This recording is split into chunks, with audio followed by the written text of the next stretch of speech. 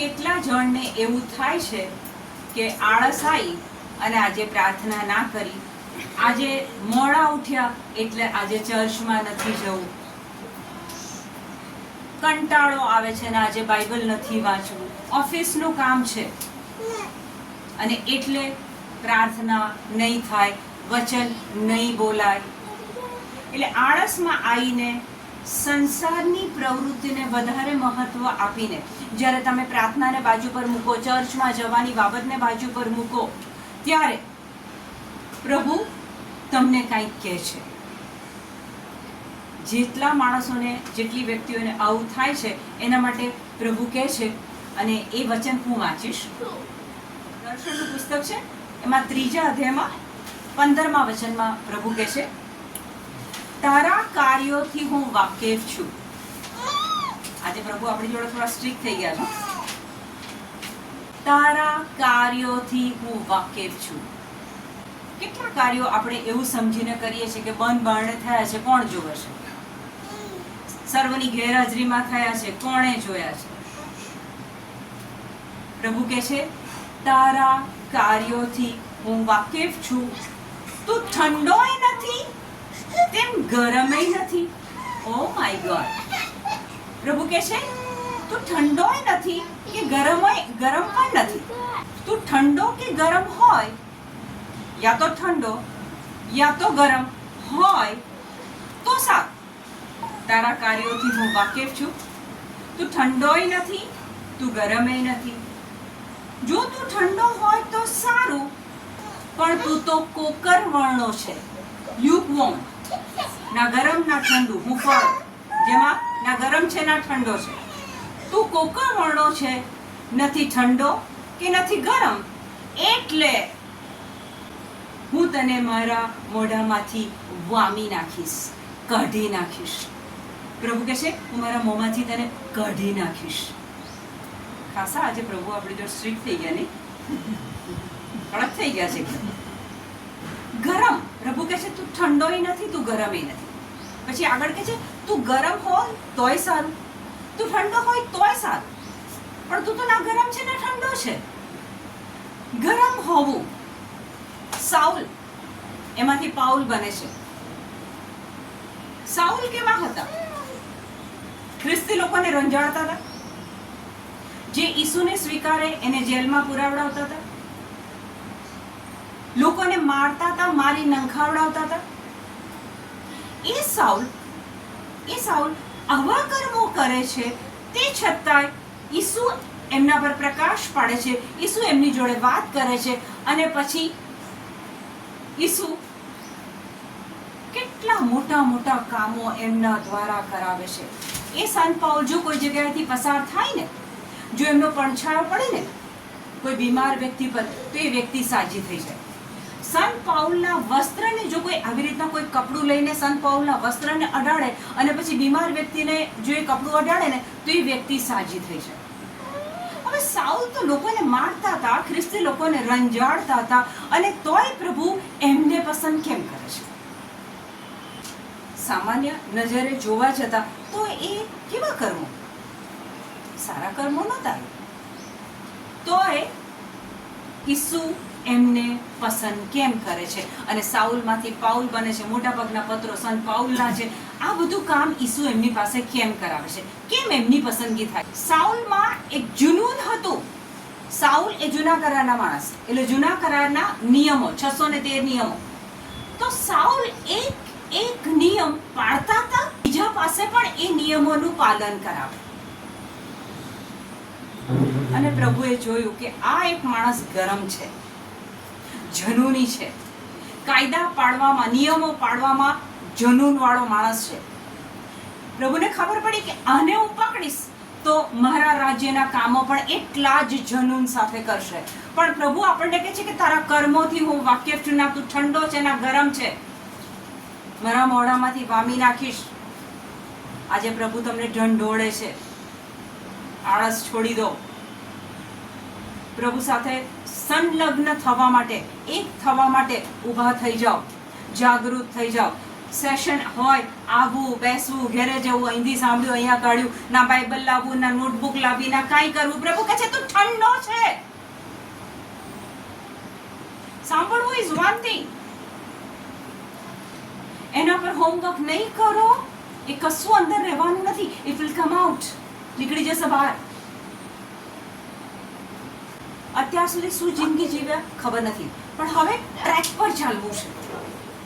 જે ટ્રેકનો અંત જ્યાં ઈસુ મારી રાહ જોઈને ક્રાઉન લઈને ઊભો હશે. સંત પાઉલ કહે છે ને, હું એક દોડ દોડી રહ્યો છું જ્યાં પ્રભુને મળવાનું છે. આપણે સંત પાઉલની જેમ જનુની બનવું હોય. જે ક્ષણે ઈસુનો પ્રકાશ એમના પર પડે છે, એ દમસ્ક જતા હોય છે, ઘોડા પર હોય છે અને ઈસુનો પ્રકાશ પડે છે. પણ ત્યાર પછી સંત પાઉલ 3 વર્ષ સુધી કોઈને મળતા નથી, એકાંતમાં જતા રહે છે. 3 વર્ષ ગલાતિયાના પુસ્તકમાં આનું કહેવામાં આવ્યું છે. તો સંત પાઉલ 3 વર્ષ કોઈને મળતા નથી, કોઈ શિષ્યને નથી મળતા, કોઈ લોકોને નથી મળતા. એ ક્યાં હોય છે? શાસ્ત્રનો અભ્યાસ કરે છે.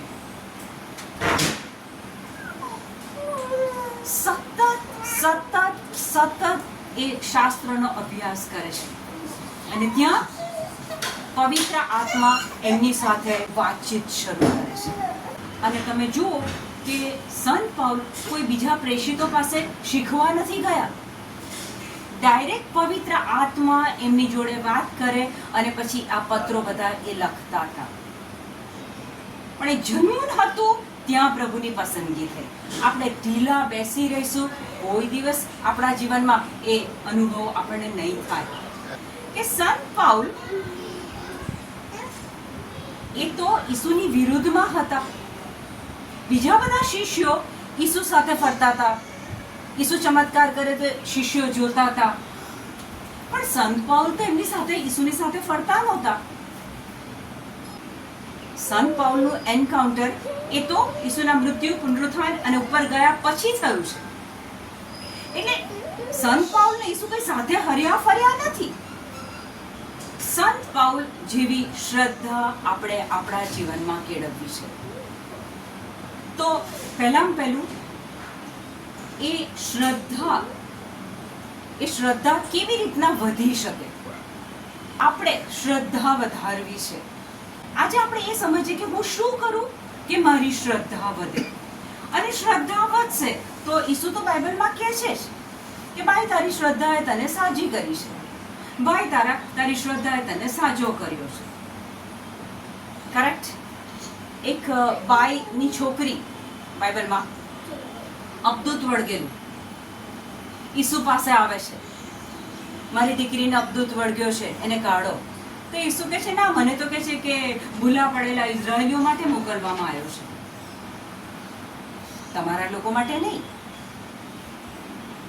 પછી ઈસુ કહે છે કે છોકરાના મોંમાંથી કાઢીને ગલુડિયાને આપવું એ તો પોસિબલ નથી. ત્યારે પેલી બાઈ શું કહે છે કે માલિકનું વધ્યું ઘટ્યું તો ગલુડિયા ખાય ને. અને ઇંગ્લિશમાં એના માટે સરસ એક શબ્દ છે, crunches. The person is eating bread on the table, something will fall down. તો પેલી સ્ત્રી કહે છે કે એ ભૂકો, એ ક્રન્ચીસ તો કહે છે કે ગલુડિયા ખાઈ શકે ને. અને ત્યાં ઈસુ કહે છે બાઈ તારી શ્રદ્ધા જબરી છે. અને તે જ ક્ષણે એની દીકરી છુટકારો પામે છે. શ્રદ્ધાને કારણે થયું. જો એ બાઈ એ દિશે સ્વીકારી લેતે કે ઓકે ઈસુ તો અમને સાજા નહીં કરે, ના, શ્રદ્ધા રાખી. 12 વર્ષથી પીડાતી રક્તસ્રાવ વાળી બાઈ ઈસુને જોયા નથી, એણે શ્રદ્ધા રાખી અને બોલ્યા કર્યું, ઈસુના વસ્ત્રની કોરને પણ મોડું તો હું સાજી થઈ જાઉં. જેવી અડે છે કે એ સાજી થઈ જાય છે. શ્રદ્ધા. શ્રદ્ધા એટલે શું? હિબ્રુ 11:1. શ્રદ્ધા એટલે જેની આપણે આશા રાખીએ છીએ તેની ખાતરી અને જે નજરે જોયું નથી તેનો પુરાવો. શ્રદ્ધા એટલે જેની આપણે આશા રાખીએ છીએ. દાખલા તરીકે 2025 ચાલે છે, જુલાઈ મહિનો આવ્યો છે અને એની આશા છે, ભાવનાની આશા છે કે આ ડિસેમ્બરમાં ડૉક્ટરે મારી ફાઇલને કીધું કે હવે તમારે કોઈ જ દવા લેવાની જરૂરત નથી, માથાથી પગ સુધી તમને સાજાપણું મળી ગયું છે. આ એની આશા છે કે ડિસેમ્બર સુધીમાં મને આ ન્યૂઝ મળે. તો ફેથ એટલે જેની આશા રાખીએ છીએ એની ખાતરી, અશ્યોરન્સ, ખાતરી. અને આગળ કહે છે કે જે જોયું નથી તેનો પુરાવો. પુરાવો એટલે ડોક્યુમેન્ટ. જોયું નથી, ડોક્ટરે આ રિપોર્ટ આપ્યો કે ભાઈ હવે તમારે દવા લેવાની જરૂરત નથી. ઓન પેપર એવું કોઈ મારી પાસે પુરાવો નથી, પણ એ બાબત પ્રત્યે એટલી શ્રદ્ધા રાખે છે કે જે જોયું નથી એનો પુરાવો કે આ ડિસેમ્બરથી મારે દવા લેવાની નથી. ઈસુના નામમાં આ ડિસેમ્બરથી ટોટલી હું સાજી થઈ ગઈ છું, મારે એક પણ દવા લેવાની નથી. તો શ્રદ્ધા એટલે જેની આશા રાખીએ છીએ તેની ખાતરી, જે જોયું નથી એનો પુરાવો. યસ, મારી દવા બંધ થઈ ગઈ છે ડિસેમ્બરમાં. યસ, ડિસેમ્બર પછી મારે દવા લેવાની જ નથી. એની વાતમાં આ પુરાવો હોવો જોઈએ, એના શબ્દમાં આ પુરાવો હોવો જોઈએ. ઓકે, તો આ છે શ્રદ્ધા. હવે આપણે શ્રદ્ધા વધારવી છે સંત પાઉલની જેમ, સંત પીતરની જેમ. જુનૂનથી આપણે જીવવું છે, શ્રદ્ધા સાથે જીવવું છે. એવરી મોમેન્ટ આપણે એ ચમત્કારો, એ સાયન્સ એન્ડ વન્ડર્સ જોવા છે. શ્રદ્ધા વધારવી છે તો હવે શું કરીએ કે આપણી શ્રદ્ધા વધે? મને કહો. રોજ પ્રાર્થના કરવાથી શ્રદ્ધા વધશે, દાન ધર્મ કરવાથી શ્રદ્ધા વધશે, તો પછી શ્રદ્ધા શાનાથી વધશે? મને કહો. તમે એવું શું કરો કે તમારી આજથી શ્રદ્ધા વધે? ચાલો મને કહો. રોમ 10:17 કાઢો. એટલે શ્રદ્ધા ઉપદેશ સાંભળવાથી જાગે છે. એટલે શ્રદ્ધા ઉપદેશ સાંભળવાથી જાગે છે. અને એ ઉપદેશ એટલે ખ્રિસ્ત વિશેનો સંદેશ. એ ઉપદેશ એટલે કોનો? ખ્રિસ્ત વિશેનો સંદેશ. ઈસુ વિશે સાંભળો, એમના બલિદાન વિશે સાંભળો, એમના જીવન વિશે, એમના મૃત્યુ વિશે, એમના પુનરુત્થાન વિશે. અત્યારે એ શું કરે છે? એ વડા પુરોહિત છે, ઈશ્વર પિતાને જમણા હાથે બેઠા છે. જેટલું તમે ખ્રિસ્ત વિશે સાંભળશો, એમના સંદેશા સાંભળશો, જેટલું સાંભળતા જશો એમ તમારી શ્રદ્ધા વધતી જશે. અને અંગ્રેજીના બાઇબલમાં કહે છે faith comes by hearing and hearing by the word of God. પ્રભુનું વચન, પ્રભુનો શબ્દ, પ્રભુનો સંદેશ સાંભળતા શ્રદ્ધા વધે છે. ગલાતિયા 3:2. મારે તમારી પાસે એટલું જ જાણવું છે કે સંત પાઉલ કહે છે કે મારે તમારી પાસે એટલું જ જાણવું છે કે તમને નિયમ સંહિતાના કર્મો કરવાથી, તમને નિયમ સંહિતા જૂના કરારના કર્મો કરવાથી ઈશ્વરના આત્માની પ્રાપ્તિ થઈ છે કે ઈશ્વરના આત્માની પ્રાપ્તિ થઈ છે. નિયમો પાડ્યા 613, એ પાડવાથી પવિત્ર આત્માની પ્રાપ્તિ થઈ છે કે શુભ સંદેશ શ્રદ્ધાપૂર્વક સ્વીકારવાથી. શુભ સંદેશ શ્રદ્ધાપૂર્વક સ્વીકારવાથી. તમે આટલા બધા બેવકૂફ છો. તમે આટલા બધા બેવકૂફ છો? સંત પાઉલ કહે છે કે તમને પવિત્ર આત્માની પ્રાપ્તિ કેવી રીતના થઈ? જૂના કરારના જે બધા નિયમો હતા, આ નહીં કરવાનું, આ નહીં કરવાનું, આ નહીં કરવાનું, એ બધા કરવાથી તમને પવિત્ર આત્માની પ્રાપ્તિ થઈ છે કે શુભ સંદેશ શ્રદ્ધાપૂર્વક સાંભળવાની. શુભ સંદેશ સાંભળવો એક વસ્તુ છે, પણ શ્રદ્ધાપૂર્વક સાંભળવો બહુ ફરક છે. સાંભળવાનું, દર રવિવારે દેવળમાં જવાનું, ફાધર બોધ આપે, સાંભળવાનું, અહીંથી સાંભળવાનું અને અહીંથી નીકળી જાય, આત્માની અંદર ઊંડું ના જાય. કોણે પહેર્યું છે, શું પહેર્યું છે, કેવું પહેર્યું છે, કેવી દેખાય છે, કેવો દેખાય છે, શાસ્ત્ર વાંચન કર્યું, તેણે કેવા ઉચ્ચારો કર્યા, આપણું ધ્યાન ક્યાં છે? અહીંયા કહે છે કે શ્રદ્ધાપૂર્વક સાંભળવાથી પવિત્ર આત્માની પ્રાપ્તિ થાય છે. તો સંત પાઉલ તમને પૂછે છે કે કર્મો પણ કરવાથી કે પછી શ્રદ્ધાપૂર્વક સંદેશ સાંભળવા. રોમ 10:17 કહે છે કે સાંભળવાથી શ્રદ્ધા વધે છે. અહીંયા સંત પાઉલ કહે છે કે શ્રદ્ધાપૂર્વક સાંભળવાનો, એમને એમ સંદેશ નહીં સાંભળવાનો. ખબર છે, જો તમને ખ્યાલ હોય તો પ્રેષિતોના ચરિત્રો 10મો અધ્યાય અને કર્નેલિયસ કરીને એક માણસ છે, એનો રેફરન્સ આવે છે. ત્યાં આગળ સંત પીતર ઊભા થઈને ખ્રિસ્તનો સંદેશ આપવાની શરૂઆત કરે છે અને ત્યાં બધા વિધર્મીઓ બેઠેલા અને જેવું સંત પીતરે એ બોલવાનું સંદેશ આપવાનું શરૂ કર્યું, એ લોકોએ એટલી શ્રદ્ધાપૂર્વક સાંભળ્યું કે એકની અંદર પવિત્ર આત્મા આયા અને ત્યાં બેઠેલી એક વિધર્મી વ્યક્તિ પણ અન્ય ભાષામાં બોલવા લાગી. પ્રેષિતોના ચરિત્રો 10મો અધ્યાય અને 44મું વચન. પીતર હજી બોલતો હતો, લોકોની સામે સંત પીતર હજી તો બોલે છે, ખ્રિસ્ત વિશે બોલે છે, ઈશ્વરના રાજ્ય વિશે બોલે છે. સંત પીતર હજી બોલતો હતો ત્યાં જ એનો ઉપદેશ સાંભળનારા સંત પીતર હજી બોલતો જ હતો ત્યાં જ એનો ઉપદેશ સાંભળનારા સૌ કોઈમાં પવિત્ર આત્માનો સંચાર થયો. એ લોકોએ શ્રદ્ધાપૂર્વક સાંભળ્યું, ફક્ત સાંભળવા ખાતર નહીં. ચર્ચમાં ગયા છે એટલે બહુ જ સાંભળવો પડે માટે નહીં, રિટ્રીટમાં જસ્ટ અટેન્ડ કરવા ખાતર નહીં, આ સેશનમાં ફક્ત સાંભળવા ખાતર નહીં, પણ જો પૂરી શ્રદ્ધાથી આપણે સાંભળીએ તો એ પવિત્ર આત્માનો સંચાર. અહીંયા ફરીથી વાંચું છું. પીતર હજી બોલતો જ હતો ત્યાં જ એનો ઉપદેશ સાંભળનાર સૌ કોઈમાં પવિત્ર આત્માનો સંચાર થયો.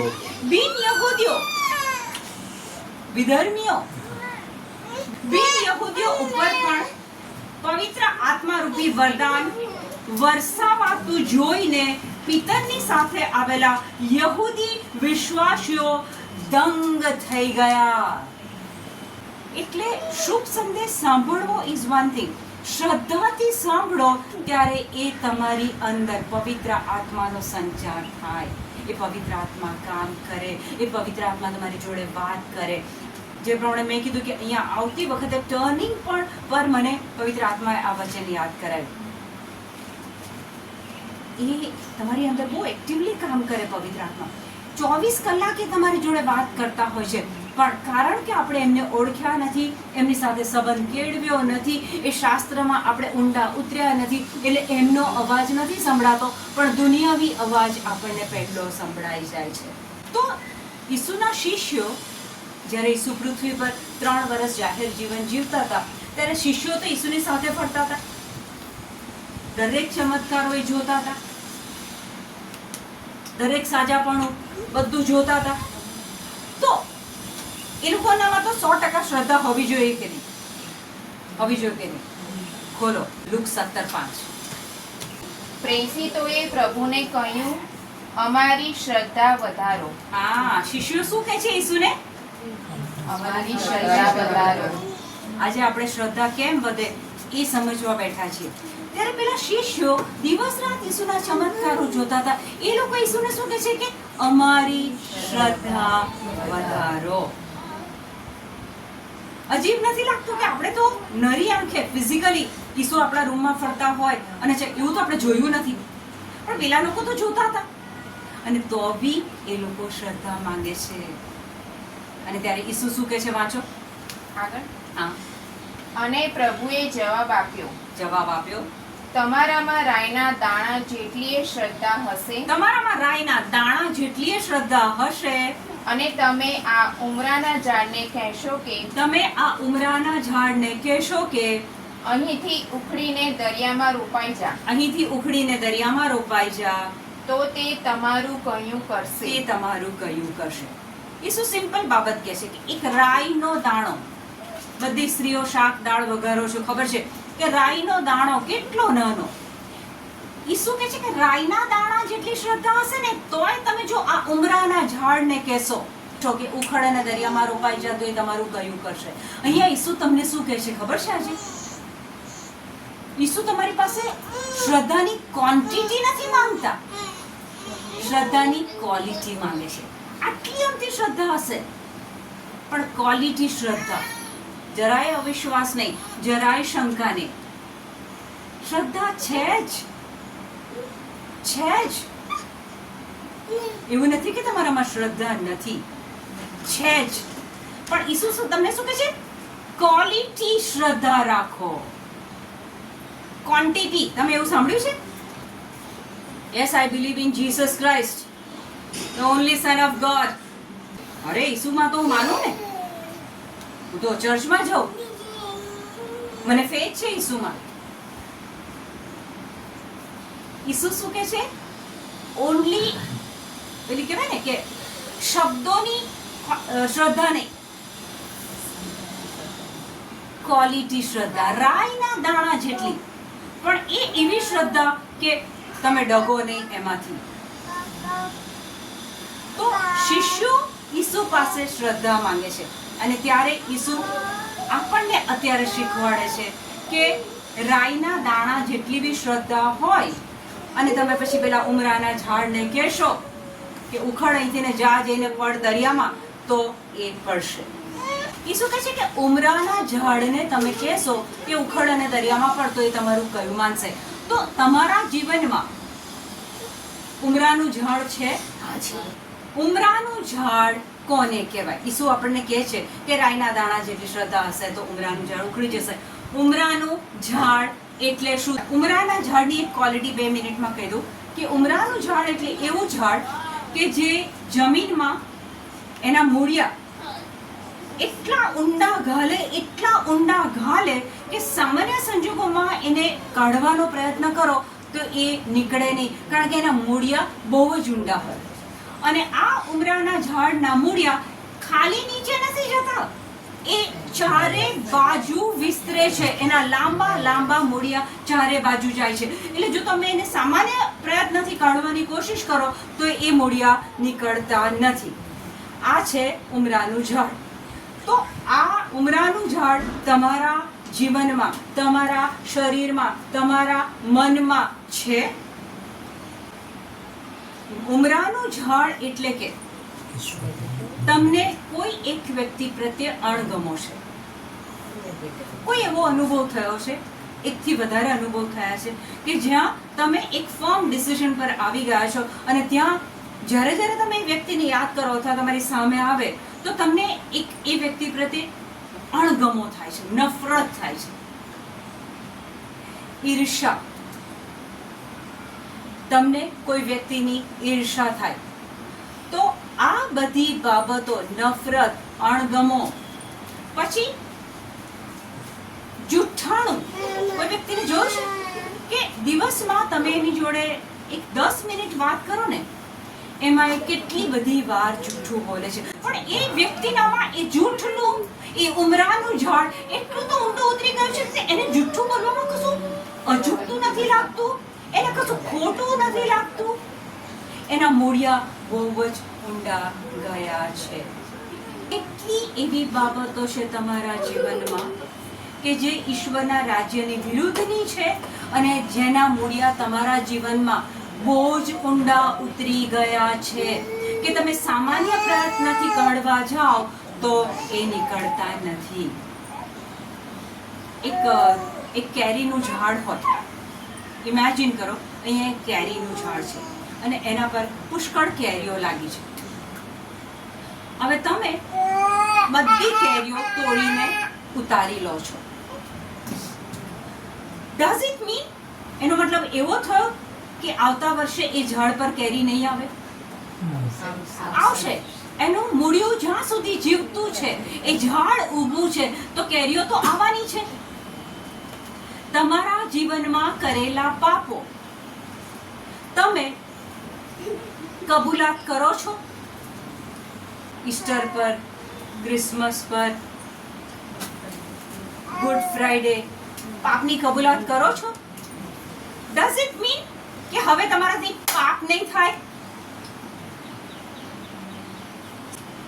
એકવાર કબૂલી લીધું પાપ, એનો મતલબ એવો નથી કે એ પાપ ફરીથી નહીં થાય. અને ત્યાં આપણને એક વચન રોમ 12:2 કાઢો. આ સંસારના ઢાળામાં તમારું જીવન ઢાળશો નહીં. આ સંસારના ઢાળામાં તમારું જીવન ઢાળશો નહીં, પણ નવી મનોવૃત્તિ ધારણ કરી પણ નવી મનોવૃત્તિ ધારણ કરી તમે પોતે પલટાઈ જાઓ. તમે પોતે પલટાઈ જાઓ. તો જ તમે હા, તો જ તમે ઈશ્વરની ઈચ્છાને ઓળખી શકશો. તો જ તમે ઈશ્વરની ઈચ્છાને ઓળખી શકશો. વચન કહે છે કે આ સંસારના ઢાળામાં તમારું જીવન ઢાળશો નહીં. સવારે ઉઠવાનું, પછી બ્રેકફાસ્ટ બનાવવાનો, પછી ઘરનું કામ કરવાનું, પછી બપોરે સૂઈ જવાનું. જો નોકરી કરતા હોય તો નોકરી પર જવાનું, સાંજે આવવાનું, કામ પતાવીને સૂઈ જવાનું, બીજા દિવસે ઉઠવાનું. એ જ રૂટીન, એ જ રૂટીન, એ જ રૂટીન, કોઈ પરિવર્તન નથી. 60 વર્ષ થાય, એક ઘર હોય, એક કાર હોય, પણ જીવન એનું એ જ છે. ઈર્ષા, અદેખાઈ, નફરત, અણગમો, બધું જ એનું એ જ છે. વચન કે છે આ સંસારના ઢાળામાં તમારું જીવન ઢાળશો નહીં. નવી મનોવૃત્તિ ધારણ કરો. રિન્યુ યોર માઇન્ડ, બાઇબલ કહે છે. And how to renew your mind? By reading word of God, by speaking word of God, by listening word of God. Renew your mind.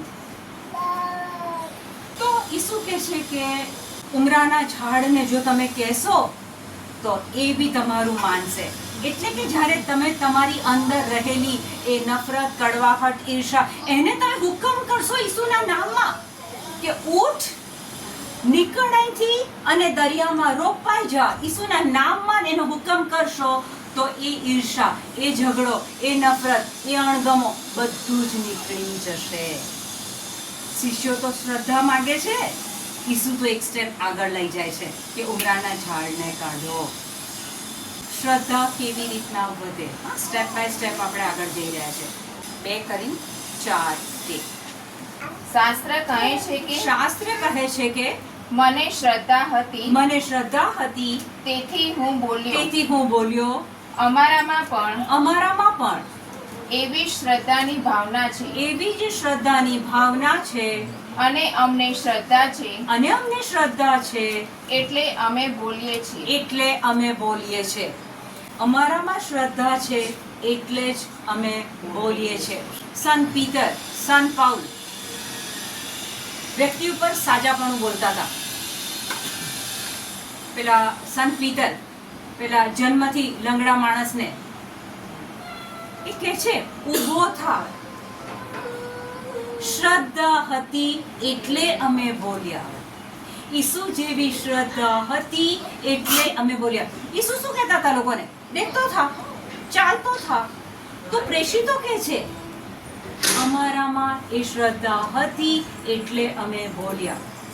આનું અંગ્રેજી કહે છે We having the same spirit of faith, we having the same spirit of faith. એનો meaning શું થયો? We having the same spirit of faith. Spirit of faith. That means કે faith એક spirit છે. હેલો, જાય છે કે નીકળી જાય છે? Faith એક આત્મા છે. હું નથી કહેતી, વચન કહે છે. We having the same spirit of faith. એટલે જેટલું તમે ખ્રિસ્તના સંદેશા સાંભળશો, જેટલી શ્રદ્ધાથી સાંભળશો, એ સ્પિરિટ ઓફ ફેથ તમારી અંદર ડેવલપ થશે, વધતો જશે. કે પ્રેષિતો કહે છે કે we also have the same spirit. જ્યાં જ્યાં જરૂર પડે બોલો, બોલો. ઉમરાના ઝાડને ઈસુ શું કહે છે કે કહો કે ઉખડે ને દરિયામાં પડે. તો કહો, કહેવા માટે બોલવું પડશે, મોં ખોલવું પડશે. માર્ક 11:23. હું તમને ખાતરીથી કહું છું હું કે તમને ખાતરીથી કહું છું કે જો કોઈ આ પર્વતને કહે કે જો કોઈ આ પર્વતને કહે, જો કોઈ આ પર્વતને કહે તો કહેવા માટે બોલવું પડશે, શબ્દો બોલવા પડશે. ઉમરાના ઝાડને કાઢવું હોય તો બોલવું પડે. અહીંયા ફરીથી શું કહે છે? જો કોઈ આ પર્વતને કહે કે ઉખડ અને દરિયામાં પડ, તો એ તમારું કયું કરશે. એટલે જ્યાં જ્યાં પ્રભુનું તમારે આ કામ કરવું છે, જ્યાં જ્યાં તમને મેનિફેસ્ટેશન જોઈએ છે, તો મોં ખોલવું પડશે. શું નામ? સિલ્વિયા. બેનનું નામ છે સિલ્વિયા. અને સિલ્વિયા બેન, શું થાય છે તમને? હું ઘરે સ્લીપ થઈ ગયેલી, તો આઈ એમ ઇન્જર્ડ ઇન માય બેક. એ બેન કહે છે કે હું ઘરે પડી ગઈ અને પાછળ, અહીંયા પાછળ આ પાર્ટમાં એમને દુખાવો થાય છે. અહીંયા થાય છે, આ પાર્ટમાં થાય છે. આટલો ભાગ ખરો, આટલો ભાગ ખરો. ઓકે, તો આ બેનને કમરનો દુખાવો છે. અને ઈસુ કહે છે કે જો કોઈ આ પર્વતને કહે કે ઉખડ અને દરિયામાં પડ, તો એ તમારું કહ્યું કરશે. શ્રદ્ધા હશે તો. Thank you Jesus, thank you Jesus. પ્રભુ ઈસુ ખ્રિસ્તના પવિત્ર નામમાં આ જગ્યા પર રહેલો દુખાવો, નાઝરેથના ઈસુના નામમાં આ જગ્યા પર રહેલો દુખાવો, હું તને હુકમ કરું છું, right now leave this body. આ જગ્યા પર રહેલો દુખાવો હું તારી જોડે વાત કરું છું. અત્યારે નાઝરેથના ઈસુના નામમાં છોડ આ જગ્યા, છોડ આ શરીર અને જા જઈને દરિયામાં પડ. ક્યારેય પાછું આવવાનું નથી. નીકળ, દુખાવો નીકળ અહીંથી. Out, out of this body.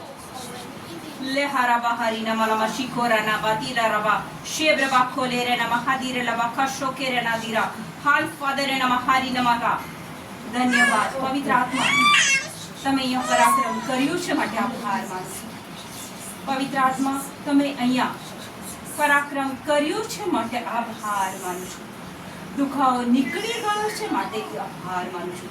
ઈસુ, તમારા નામમાં દુખાવો નીકળી ગયો છે માટે આભાર માનું છું. Thank you, Jesus. Amen. Turn back. હવે કઈ એવી બાબત તમે નહોતા કરી શકતા આ દુખાવાના કારણે? નીચે બેસવામાં, ઉઠવામાં, એટલે બેન્ડ થાવ તો તમને દુખતું હતું? દુખતું હતું? ઓકે, બેન્ડ થઈને બતાવો મને. દુખે છે બતાવો. Thank you, Jesus. Thank you, Jesus. ઈસુના નામમાં હજી બેન્ડ કરો. યસ, દુખાવો નીકળી ગયો છે. યસ, ધન્યવાદ, ધન્યવાદ, ધન્યવાદ પ્રભુ. ફીલ કરો, ફીલ કરો. Okay, okay. શ્રદ્ધા કેવી રીતના વધે? ખ્રિસ્તના સંદેશા સાંભળવાથી. સંત પાઉલ કહે છે કે શ્રદ્ધાપૂર્વક સાંભળવાથી શ્રદ્ધા વધે. શિષ્યો કહે છે શ્રદ્ધા વધારો. તો એ શું કહે છે કે રાઈના દાણા જેટલી જો ક્વોલિટી ઓફ ફેથ હશે તો યુ કેન મૂવ માઉન્ટેન્સ. તો તમે પેલા ઉમરાના ઝાડને કહેશો તો એ ઉખડી જશે. અહીંયા આગળ માર્ક 11:23 ઈસુ કહે છે કે જો તમને શંકા નહીં હોય અને જો તમે પર્વતને કહેશો તો એ ઉખડશે. અને ત્યાં સંત પાઉલ કહે છે કે we have the same spirit of faith. અમને એ જ શ્રદ્ધા છે અને એટલે અમે બોલીએ છીએ. કોને બોલીએ છીએ? બીમારીને, દુખાવાને, રોગને, સમસ્યાને અમે બોલીએ છીએ અને ત્યાં કામ થાય છે. કારણ કે the same spirit of faith અમારી પાસે છે. તો શ્રદ્ધા વધારવી હોય તો એક વસ્તુ સમજી લો. રોમ 10:17 ખ્રિસ્તના સંદેશા સાંભળવાથી શ્રદ્ધા વધશે. એટલે જો તમારે શ્રદ્ધા વધારવી હોય તો આજથી તમારું કામ છે કે ખ્રિસ્તના સંદેશા પકડો. જેમાં પ્રભુ વચનની આવી ક્લેરિટી આવતી હોય એ સંદેશા પકડો. નોટબુક લઈ લો. જ્યાં જ્યાં તમને વચન આવે note it down, read it again. ફરીથી સાંભળો, ફરીથી બોલો. એ કામ તો આપણે કરવું પડે. શ્રદ્ધા વધશે, પણ એ શ્રદ્ધા વધારવા માટે વચનો સાથેની જે આપણી એક્સરસાઇઝ છે એ તો કરવી પડે. અને વચન કહે છે કે ખ્રિસ્તના સંદેશા સાંભળવાથી શ્રદ્ધા વધે છે. Faith comes by hearing and hearing by the word of God. 2 વખત હિયરિંગ કેમ લખ્યું છે અહીંયા? તમે ક્યારે સાંભળશો ખ્રિસ્તનો સંદેશો? ક્યારે સાંભળશો? કોઈ બોલશે ત્યારે સાંભળશો ને? તો એક રીત છે કે કોઈ બોલે છે અને વિડીયો દ્વારા તમે એ વચનો સાંભળો છો. બીજી એક રીત છે સાંભળવાની. વચનો તમે પોતે બોલવા માંડો. 25 વચનોનું સિલેક્શન કરો, રોજ બોલો. તમે બોલશો અને તમે સાંભળશો. Faith comes by hearing and hearing by the word of God. Keep on speaking. બોલ્યા કરો, બોલ્યા કરો, બોલ્યા કરો, સાંભળ્યા કરો. જેટલું બોલશો, જેટલું સાંભળશો, જેટલું સાંભળશો, જેટલું બોલશો, દિવસ રાત તમારી ફેથ વધતી જશે. અને છેલ્લું સ્ટેપ,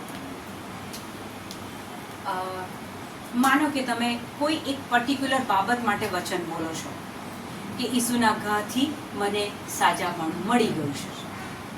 બાય ચાન્સ કોઈને કોઈ બીમારી છે, કોઈ રોગ છે, કોઈ દુખાવો છે, ડાયાબિટીસ છે, બીપી છે, એ વ્યક્તિ આજથી બોલવાની શરૂઆત કરે કે ઈસુના ઘાથી મને સાજાપણું મળી ગયું છે. તો બોલવું ઇઝ ધ ફર્સ્ટ થિંગ. પહેલું સ્ટેપ બોલો, ઈસુના ઘાથી મને સાજાપણું મળી ગયું છે. બીજું, જોવો, સી ઇટ. શું જોવાનું? ઈસુના ઘાથી મને સાજાપણું મળી ગયું છે, એની પાછળ જુઓ કે હું 100% સાજી થઈ ગઈ છું, હું પહેલાની જેમ બધા કામ કરી રહી છું, મને શરીરમાં કોઈ દુખાવો નથી, મારે કોઈ ગોળી લેવી પડતી નથી, મારે ડોક્ટર પાસે દર મહિને કન્સલ્ટિંગ માટે જવું પડતું નથી. જુઓ, visualise it. So the first thing, બોલો, and second thing, જુઓ. જ્યારે તમે બોલશો અને જ્યારે તમે જોશો, આ બે પ્રક્રિયાઓ તમે કરશો ત્યારે શું થશે ખબર છે? ખોલો ઈર્મિયા 1:12. તે જોયું તે બરાબર છે. તે જોયું તે બરાબર છે. પ્રભુ ઈર્મિયા જોડે વાત કરે છે. પ્રભુ ઈર્મિયા જોડે વાત કરે છે. હવે પ્રભુ શું કહે છે? તે જોયું તે બરાબર છે. એટલે કે પ્રભુ ઈર્મિયા જોડે શબ્દોથી વાત કરે છે ત્યારે ઈર્મિયા એ વિઝનથી જોવે છે.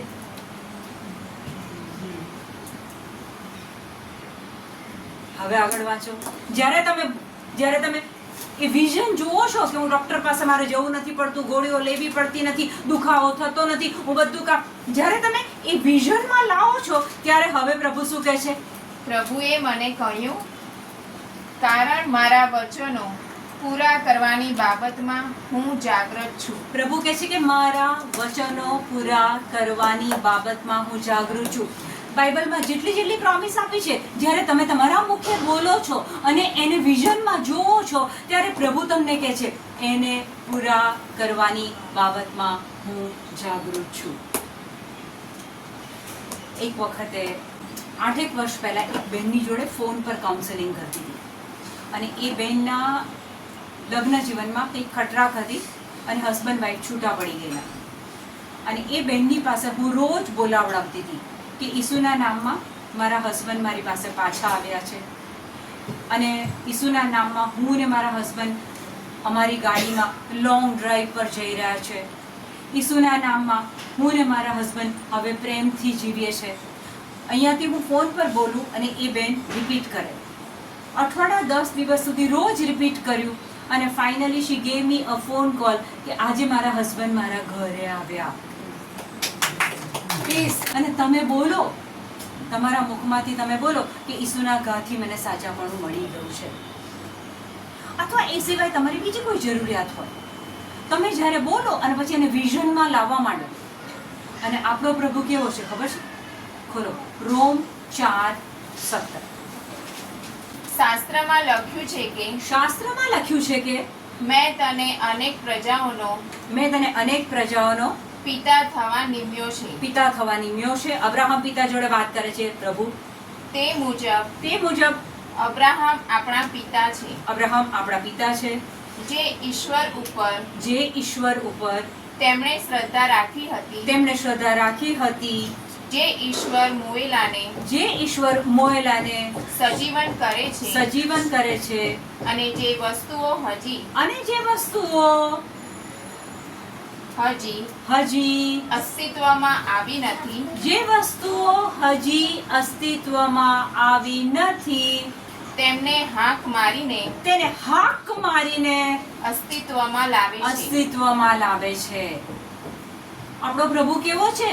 જે વસ્તુ હજી અસ્તિત્વમાં આવી નથી એને હાક મારીને બોલાવે છે. તમે વચન બોલો, એ વચનને તમે વિઝનમાં જુઓ, ત્યારે પ્રભુ જે વસ્તુ અસ્તિત્વમાં નથી આવી, મે બી હેલ્થ, મે બી કોઈ એક સ્ત્રી બાળક જન્મે છે, એના પેટમાં બાળક, મે બી કોઈ સાજાપણું, જે વસ્તુ હજી અસ્તિત્વમાં આવી નથી એને પ્રભુ હાક મારીને બોલાવે છે. ઈર્મિયાના પુસ્તકમાં કહે છે કે મારા વચનો પૂરા કરવાની બાબતમાં હું જાગૃત છું. પણ શ્રદ્ધાથી બોલો તો ખરા. આપણું બોલવું ઇઝ વેરી ઇમ્પોર્ટન્ટ. તમે બોલશો ત્યારે પ્રભુને કામ કરવા માટે તમે એમને હસ્તક્ષેપ કરવા દો છો. પણ આપણા મોઢાના શબ્દો કેવા હોય છે? આ પેલો મારું કર્યું કરતો નથી, એટલે તમે જે બોલ્યા એ થાય છે, હજી વધારે થાય છે.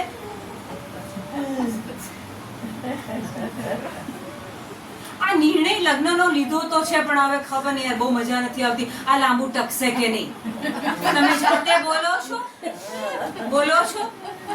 કોઈ પતિને પત્ની પર વહેમ હોય અથવા પત્નીને પતિ પર વહેમ હોય, એ સતત વહેમ રાખે છે, એના ફોન ચેક કરે છે, સતત એની ગતિવિધિ. તમે આ બધું કરો છો એટલે પેલાને ખાતર પાણી નાખો છો. તમે